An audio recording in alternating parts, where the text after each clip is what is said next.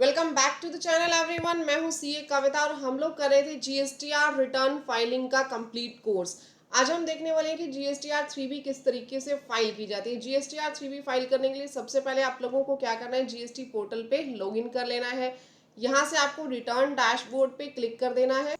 यहाँ से आप उस मंथ की फाइल ओपन कर लेंगे जिस मंथ की आपने 3B फाइल करनी है। अप्रैल मंथ की को ओपन करके यहाँ पे मैं सर्च के ऊपर क्लिक कर दूंगी।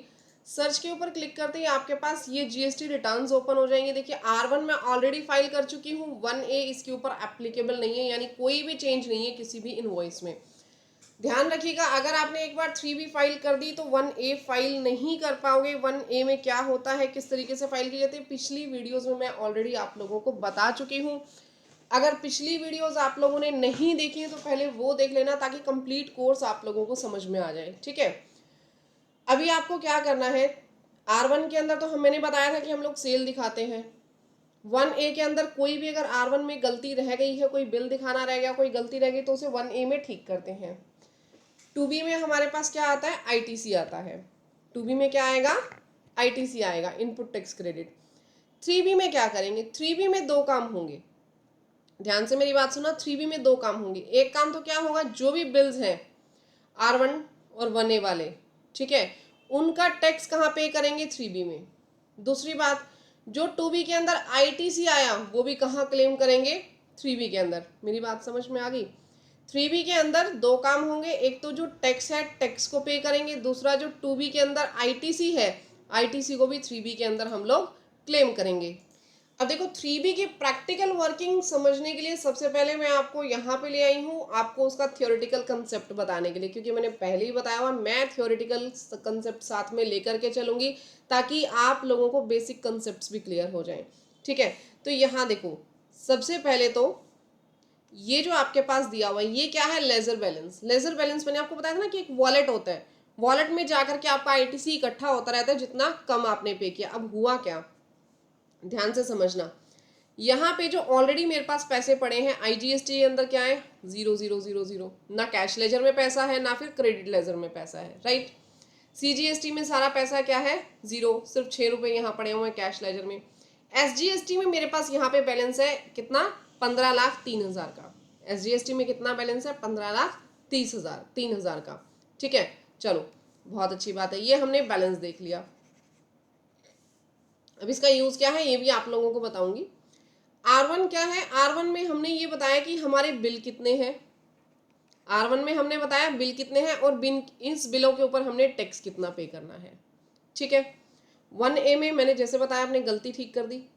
अब 2B में ITC कितना हमने परचेज किया, 2B क्या बताएगा आपने कितना परचेज किया और उस परचेज के ऊपर कितना आपको ITC मिला। 2A क्या बताएगा, अब जैसे मैं अप्रैल 25 का काम कर रही हूँ तो अप्रैल 2025 की परचेज कितनी है। मैंने आपको पीछे 2A और 2B के बाइफर्केशन में समझाया था, फर्क क्या होता है। 2B में तो हर तरीके की परचेज आएगी, सिर्फ ITC इस मंथ में अपडेट होना चाहिए। पिछली भी परचेज आ सकती है कि मार्च का बिल आपका अप्रैल में दिखाया तो वो यहाँ की 2B में आ जाएगा, लेकिन 2A में शो नहीं होगा। 2A क्या कहेगा, इस मंथ की परचेज कितनी है। इसका R1 3B से लेना देना ही नहीं है, it is not related to R1 और 3B। ठीक है, ये सिर्फ किसके काम आएगी, रिकंसिलेशन के टाइम पे काम आएगी। यहाँ तक समझ में आ गया, ओके। अब मैम ये सब कंसेप्ट फिर से क्यों रिवाइज करवा रहे हो, फिर से इसलिए रिवाइज करवा रही हूँ ताकि आगे जो मैं समझाने जा रही हूँ उसमें आपको आसानी हो जाए, इंटरलिंकेज आप आसानी से कर लो। अब देखो, सबसे पहले तो हम बात करेंगे R1 की, मैं आपको एग्जाम्पल के साथ बताऊंगी।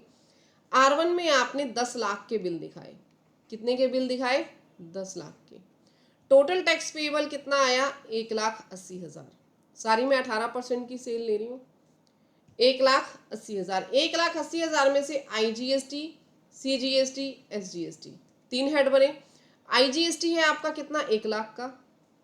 इसकी थियोरेटिकल वर्किंग समझ लो, प्रैक्टिकल समझने में मिनटों लगेंगे, ध्यान रखना। CGST है 50,000 का, SGST है 50,000 का। ओ, इसको हम 40-40 कर देते हैं, ये मैंने गलती से 50 लिख दिया, इसको हमने कर दिया 40,000 एंड 40,000। 1,80,000 का IT यहाँ पे GST हमें पे करना है। ठीक है, 10 लाख की टैक्सेबल वैल्यू थी और GST कितना पे करना है, 1,80,000, जिसमें से IE है, CE है और SE है। अब 2B के अंदर क्या हुआ, जो परचेज की थी फॉर एग्जाम्पल परचेज हमने की 5 लाख की, या इसको एक काम करो 15 लाख की ले लो। पहले एग्जाम्पल में कितने की हमने परचेज? 15 लाख रुपए की, 15 लाख रुपीज की।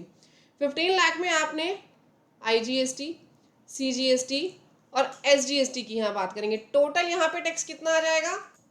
टोटल टैक्स आ जाएगा आपका 2,70,000, 2,70,000।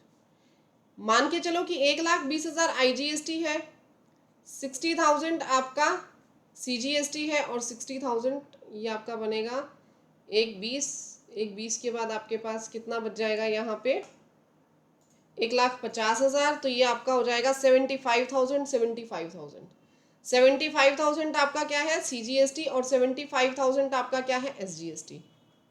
क्लियर? अब ये एक 20 है, ये 75 है, ये 75 है। अब हमें 3B में क्या करना है? 3B में टैक्स भी पे करना है और ITC भी क्लेम करना है। अब 3B में जो टैक्स पे करोगे, 3B में क्या आएगा कि टैक्स टू बी पेड, कितना पे करना है? यहाँ पे बनाओ कॉलम IGST, CGST, SGST। कितना टैक्स पे करना है? देखो 1 लाख रुपए आपने पे करना है, 40,000 आपने पे करना है, 40,000 आपने पे करना है। ठीक है। अब ये पे जो होगा, ये पे कहाँ से होगा? ITC में से पे कर देते हैं। ITC कितना अवेलेबल है? अभी जो इस मंथ का ITC है वो ITC कितना अवेलेबल है? इस मंथ का ITC अवेलेबल है 1,20, 75, 75। तो यहाँ पे आ जाएगा 1,20,000, 75,000, 75,000। अब यहाँ पे ITC क्या है? एक्सेस है या फिर शॉर्ट है? ITC एक्सेस है, ITC ज्यादा है, टैक्स कम पे करना है, ITC ज्यादा है, टैक्स कम पे करना है। तो एक्सेस ITC कितना आ जाएगा 3B में? एक्सेस ITC कितना आ गया यहाँ पे आप लोगों के पास? यहाँ पे बन गया 20,000, यहाँ पे बन गया 35,000, 35,000। ठीक है। अब ये एक्सेस ITC का क्या होगा? ये एक्सेस ITC आपका यहाँ पे इलेक्ट्रॉनिक क्रेडिट लेजर में जाके ऐड हो जाएगा। यहाँ कितना बन जाएगा जी? 20,000। यहाँ कितना बन जाएगा? 35,000। और यहाँ पे इसमें ऐड हो जाएंगे कितने? 35,000। मेरी बात समझ में आ गई? एक्सेस ITC जाकर के आपका यहाँ पे इलेक्ट्रॉनिक क्रेडिट लेजर में ऐड हो जाएगा। ये सारे लेजर के बैलेंसेस हैं यहाँ पे, electronic cash ledger, credit ledger, जितने भी रिवर्सल्स हैं मैं ये सारे समझाऊंगी, लेकिन अभी के लिए इतना समझ लो कि ये क्रेडिट लेजर है और इस वॉलेट में आकर के आपके बाकी के पैसे क्या होंगे? ऐड हो जाएंगे। यहाँ तक मेरी बात क्लियर हो गई? नेक्स्ट एग्जाम्पल अगर मैं इसमें देखूँ, यहाँ पे मैं थोड़ा सा क्रेडिट लेजर में चेंज कर रही हूँ। रीजन बीइंग अभी मैंने आप लोगों को इंटर यूटिलाइजेशन इनका आगे जाके बताऊंगी, लेकिन थोड़ा सा इसी एग्जांपल में मैं चेंज कर देती हूँ। यहाँ पे फॉर एग्जांपल मान करके चलो कि इधर आपके पास जो बैलेंस पेंडिंग है वो है आपके पास कितना? 40,000। यहाँ पे बैलेंस है कितना? 50,000। ठीक है, एक जीरो ही होगी। 50,000 रुपीज आपके पास लेजर्स के अंदर पेंडिंग बैलेंस है। क्लियर? अब क्या हुआ इसमें, इसको थोड़ा सा इधर ले आओ। सेल जो है आप लोगों ने दिखाई कितने की? 5 लाख की। ये एग्जाम्पल ऊपर क्लोज हो गया। यहाँ पे हमने टैक्सेबल वैल्यू कितने की दिखाई? 5 लाख की। 5 लाख की टैक्सेबल वैल्यू है और 12% इसके ऊपर टैक्स है। कितने परसेंट टैक्स है? 12%। तो आपके पास IGST, CGST, SGST तीन चीजें हैं। IGST कितना पे करना है? 20,000। CGST 20,000, SGST 20,000। ये अमाउंट आपको पे करनी है। 2A के अंदर आपने बिल जो परचेज की वो सिर्फ और सिर्फ 40,000 के। इस बार जो परचेज आपने की है, परचेज बहुत कम की है। कितने की टैक्सेबल वैल्यू आपने परचेज की? 40,000 की, मात्र 40,000। तो CGST, SGST, IGST कितना आया यहाँ पे? IGST, CGST, SGST। IGST आया 0 क्योंकि इंटरेस्ट रेट कुछ भी परचेज नहीं है। 2400 CGST एंड 2400 SGST। क्लियर? अब आपको 3B में क्या करना है? टैक्स पे करना है। 3B में टैक्स जब आप पे करोगे तो यहाँ पे क्या आएगा आपके पास? फर्स्ट कॉलम किसका बनेगा? Tax to be paid. यहाँ पे आ जाएगा tax to be paid, tax to be paid. कितना टैक्स पे करना है आपको? IGST, CGST, SGST. आईजीएसटी आपको पे करना है 20,000, सीजीएसटी पे करना है 20,000, एसजीएसटी भी पे करना है 20,000, तीनों 20,000 है। माइनस में आईटीसी, आईटीसी कितना है इस मंथ का? 0, 2400, 2400। क्लियर? अब बैलेंस तो पेंडिंग बच गया। अब यहाँ पे करना था 20,000, लेकिन पे यहाँ पे इस मंथ का कितना आ रहा है? 0। तो कहाँ से पे करेंगे? ठीक है, ये कौन सा है? अप्रैल मंथ का, अप्रैल मंथ की 2B में जो था। तो अब ये कहाँ से पे करेंगे? क्रेडिट लेजर से। ध्यान से मेरी बात समझ लो, क्रेडिट लेजर से पे करेंगे।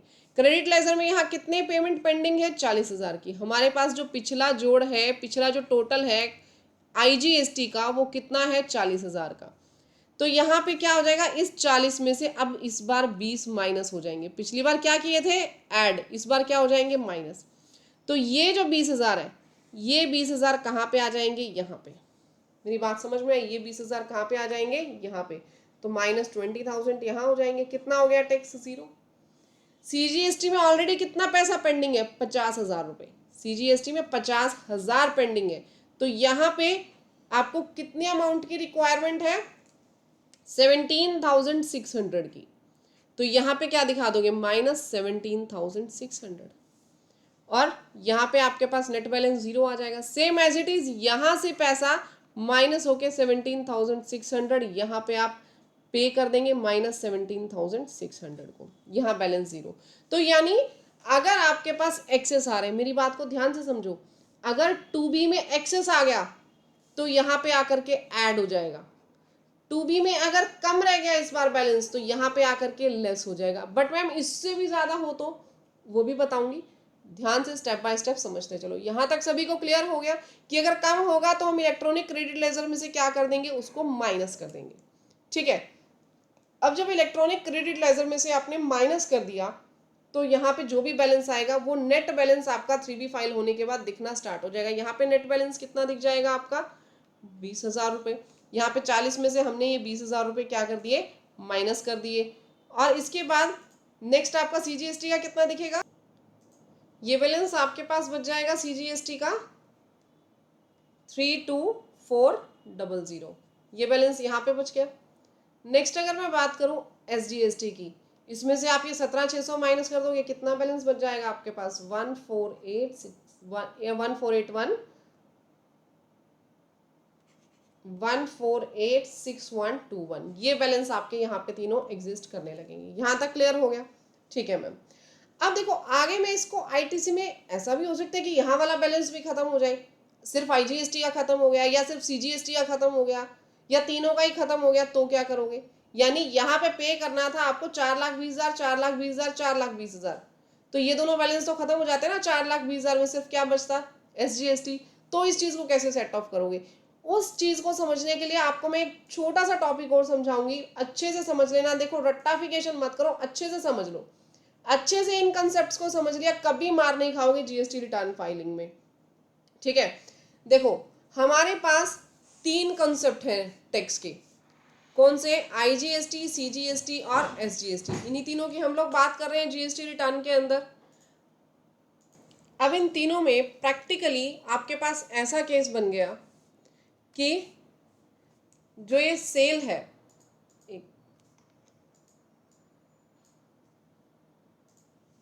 सेल में आपके पास आईजीएसटी, सीजीएसटी और एसजीएसटी। आईजीएसटी आपको पे करना है 90,000। मैं सेल नहीं ले रही, टैक्सेबल वैल्यू XYZ कुछ भी हो। सीजीएसटी आपको पे करना है 50,000 और एसजीएसटी आपको पे करना है, यहाँ लिख देते हैं हम 50,000। ये पेमेंट करनी है आपको। अब 2A की अगर मैं बात करूं, 2A के अंदर जो परचेज आपने की, 2A में जो परचेज आपने की उसके हिसाब से आईजीएसटी, सीजीएसटी, एसजीएसटी। आईजीएसटी आपको कितना रिसीव हुआ? मात्र 10,000। सीजीएसटी आपको रिसीव हुआ कितना? 25,000। एसजीएसटी आपको रिसीव हुआ कितना? 25,000। यहाँ तक बात क्लियर हो गई? ये एग्जाम्पल है। क्वेश्चन समझ में आ गया? ठीक है। अब यहाँ पे देखो आपको पे कितना करना है? To be paid. पे कितना करना है आपको? पे हमें करना है IGST, CGST, SGST। IGST पे करना है 90,000, CGST पे करना है 50,000 और SGST पे करना है 50,000। अवेलेबल कितना है आपके पास? 2A के अंदर कितना है? 2A का माइनस कर दो सबसे पहले। 2A में कितना है आपके पास? 10,000। CGST का कितना आया इस बार?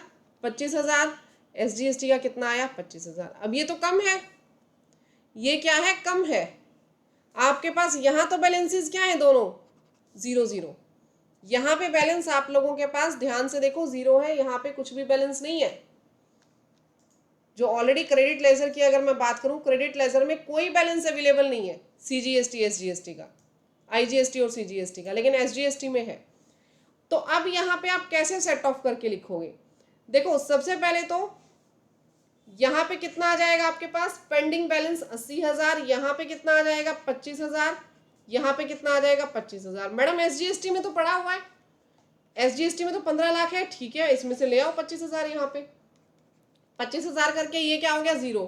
तो मैम एक काम करो ना, इसी SGST से पैसा दे दो CGST को, इसी SGST को पैसा दे दो IGST को। आप इसी SGST से पैसा CGST और SGST को भी, CGST और IGST को भी तो दे सकते हो। आपने क्या किया? पैसा उठा करके यहाँ के SGST वॉलेट का SGST को देके आपने यहाँ बैलेंस कर दिया 0। बट हमें पैसा और कहाँ चाहिए? हमें पैसा यहाँ भी तो चाहिए, IGST में और CGST में। तो आप एक काम क्यों नहीं करते, क्लाइंट का ये वाला पैसा ही यहाँ भी सेट ऑफ कर दो और यहाँ भी सेट ऑफ कर दो। मुझे कमेंट सेक्शन में फटाफट बताओ हम सेट ऑफ कर सकते हैं या नहीं, यस और नो? फटाफट से कमेंट सेक्शन में बताओ यस और नो, हम सेट ऑफ कर सकते हैं या नहीं। बेटे आप लोग ये पैसा ऐसे हर जगह सेट ऑफ नहीं कर सकते। ये पैसा आप IGST में सेट ऑफ कर सकते हो। यहाँ से 80,000 का टैक्स आप यहाँ पे कर सकते हो, यहाँ पे नहीं कर सकते। अब मैम ये कैसे पता चलेगा कहाँ पे कर सकते हैं, कहाँ पे नहीं कर सकते? उसी के लिए तो मैं आपके लिए नोट्स बना के लाई हूँ। स्पेशल आप लोगों के लिए मैंने ये नोट्स बनाए हैं इसी चीज को समझाने के लिए कि आप कहाँ पे ये पैसा सेट ऑफ कर सकते हो, कौन से इंटरलेजर बैलेंसेस एक दूसरे के अंदर सेट ऑफ करना अलाउड है और कौन से नहीं है, ताकि आप क्लाइंट को बता पाओ कि भैया इतना टैक्स तेरा पेएबल आएगा, तेरा इतना टैक्स पेएबल बनता है। कैसे समझाओगे क्लाइंट को? आपको खुद को पता होगा कि कितना एक्चुअल में पेएबल बनेगा, तभी तो क्लाइंट को समझा पाओगे। मेरी बात समझ में आ गई? ठीक है, अब इस चीज को समझने के लिए आ जाते हैं हम नेक्स्ट पेज पे। यहां पे आपको ये क्या बता रहा है? 3 चीजें हैं, IGST, CGST, SGST।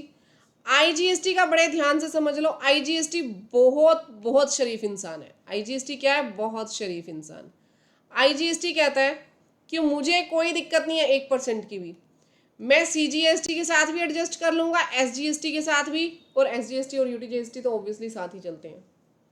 यानी IGST को CGST SGST दोनों में से सेट ऑफ कर सकते हो। IGST के अंदर 50 रुपए पड़े हैं, आप इससे IGST को भी पे कर सकते हो, CGST को भी पे कर सकते हो और SGST को भी पे कर सकते हो। बात समझ में आ गई?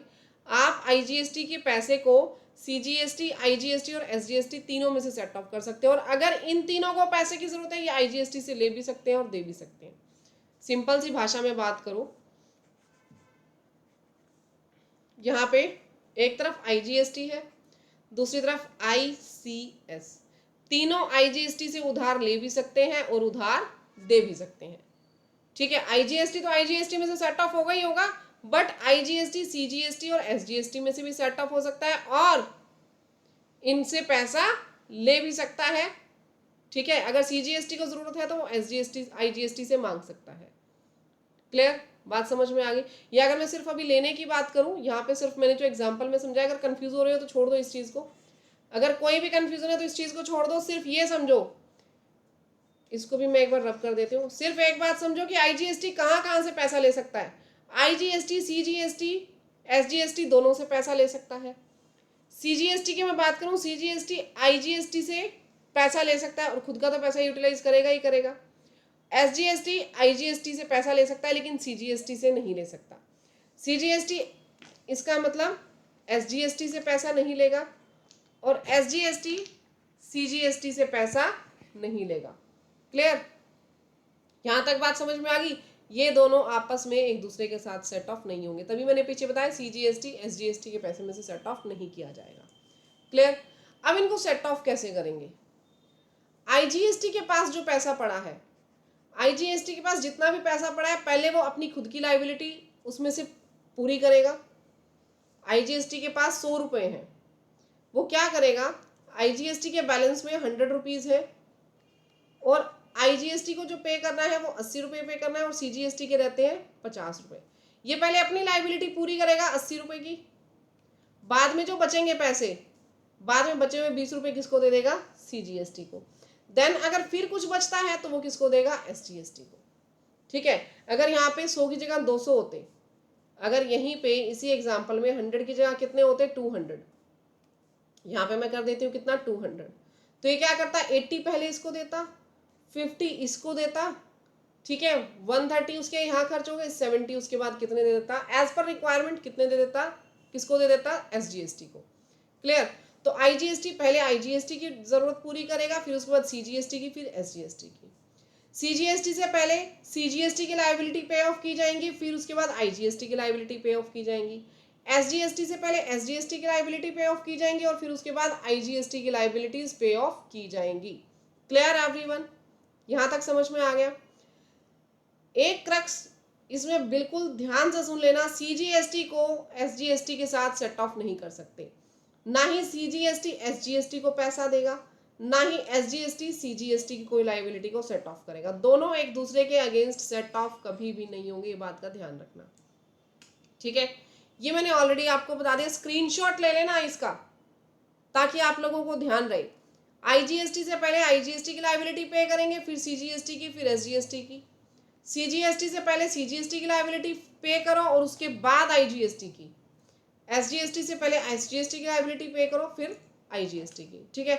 एग्जाम्पल में आप लोगों को बहुत मजेदार से समझाती हूँ, बिल्कुल एकदम ऐसे सटीक एग्जाम्पल है कि बहुत अच्छे से आपको ये कंसेप्ट क्लियर हो जाएगा। सबसे पहले क्या है, देखो IGST कितना पड़ा है आपके पास, 10,000, CGST है 6,000, SGST है 6,000, इतना ITC अवेलेबल है। अब लाइबिलिटीज की अगर मैं बात करूं, 8,000 तो हमें IGST पे करना है। अच्छा, इसको ना लिख लो, यहां पे लिख लो IGST,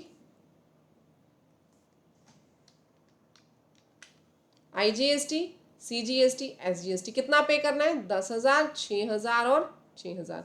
है कितना आपके पास, IGST है 8,000, ओके, CGST है कितना, 5,000 और SGST है कितना, 5,000। मैडम ये तो हर जगह ही कम है, कौन सा किसमें से सेट ऑफ करेंगे? कोई बात नहीं, हर जगह ही कम है तो यहाँ पे कितना बच गया आपके पास, 2,000 पेंडिंग है, 2,000 पेंडिंग है, 8,000 ही पे करने थे, 2,000 बच गए। यहाँ पे 6,000 आपके पास ITC था, कितने पे करने हैं आपको, 5,000। यहाँ कितना बच जाएगा, 1,000 रुपये। यहाँ पे 6,000 थे, पे कितना करना है आपको, 5,000। यहाँ कितने बच जाएंगे आपके पास, 1,000 रुपये। ये आपके पास पेंडिंग बैलेंस में आ गया। ठीक है?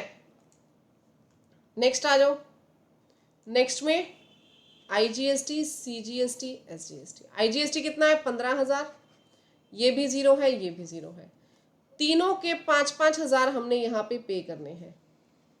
ठीक है? यहाँ पे पेंडिंग बैलेंस कितना बच गया, 10,000। 10,000 में से ये क्या करेगा, 5 इसको दे देगा, 5 किसको दे देगा, CGST को। यहाँ पे 5,000 इसको मिल गए, इसका बैलेंस कितना आ गया, 0। अब 5,000 उसको देने के बाद इसके पास कितने बच गए, 5,000। ये 5,000 अब ये किसको दे देगा, SGST को। ये कहाँ दे देगा, SGST को। 5,000 इसको दे दिए, इसका भी बैलेंस 0 हो गया और इसका भी बैलेंस 0 हो गया। क्लियर?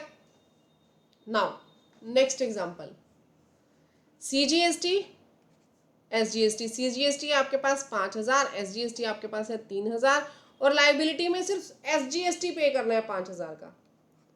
ठीक है? यहाँ पे लाइबिलिटी में सिर्फ SGST पे करना है 5,000 का। कितने बच गए यहाँ पे, -2,000। अब मैडम ये कहाँ से सेट ऑफ करें, क्या CGST में से कर ले, नहीं, CGST SGST आपस में दुश्मन है, इनका पे ऑफ नहीं होगा। ये कहाँ से जाएंगे फिर मैम, 2,000 कैश में पे करो, कैश के अंदर टैक्स पे करेगा आपका टैक्स पेयर, अगर इस तरीके से कोई सिचुएशन आ जाती है तो। नेक्स्ट देखो, एक्सेस आईटीसी का मैंने आपको ऑलरेडी वैसे बता दिया था। सीजीएसटी, आईजीएसटी भी है और एसजीएसटी। आईजीएसटी कितना है 5000, सीजीएसटी देखो ये क्वेश्चन आप लोगों ने करके देखने हैं ताकि पेमेंट के टाइम पे कोई दिक्कत ना आए, ठीक है। आईजीएसटी कितना पे करना है 5000, 4000 और ये 3000, ठीक है। यहाँ पे कितना हो जाएगा 0, ये कितना आ जाएगा यहाँ पे -2000 और ये कितना आ गया यहाँ पे 4000। तो क्या अब ये दोनों आप आपस में सेट ऑफ कर सकते हो? नहीं, ये पैसा किस में पे करना पड़ेगा आपको? कैश में। ये कैसे पे करना पड़ेगा? कैश में। वैसे मैं आपको एक ट्रिक भी बताऊंगी लास्ट में ऐसी सिचुएशन से निपटने के लिए, बट अभी इसको ध्यान रखो, इसको कैसे पे करना है? कैश में। क्लियर? ये सारे एग्जाम्पल मैंने आप लोगों को बता दिए। इस कंसेप्ट को एक बार अच्छे से रिवाइज कर लेना। कल से हम प्रैक्टिकली फाइलिंग देखेंगे आगे 3B की, किस तरीके से उसको फाइल करना है। Clear everyone? तो मिलते हैं गाइज नेक्स्ट वीडियो में, तब तक के लिए thank you, bye bye, take care everyone. और दूसरा, चैनल को सब्सक्राइब कर लेना, वीडियो को लाइक कर देना। बहुत मेहनत कर रही हूँ मैं आप लोगों को ये कोर्स करवाने के लिए। और ये जो वैसे आपको कोर्सेज है ना, ध्यान रखिएगा, पेड कोर्सेज होते हैं, लेकिन मैं आप लोगों को फ्री कोर्सेज प्रोवाइड कर रही हूँ। अदर कोर्सेज भी मैं लेकर के आऊंगी और सबसे ज़्यादा जो डिमांड आ रही है वो टीडीएस के कोर्स की आ रही है। टीडीएस का कोर्स मैं जीएसटी के कंप्लीशन के जस्ट बाद ही स्टार्ट करने वाली हूँ और कोशिश करूंगी कि मैं साथ के साथ भी प्रोवाइड कर पाई टाइम के अकॉर्डिंग, तो वो भी करवा दूंगी। ठीक है जी, तो मिलते हैं गाइज नेक्स्ट वीडियो में। Thank you.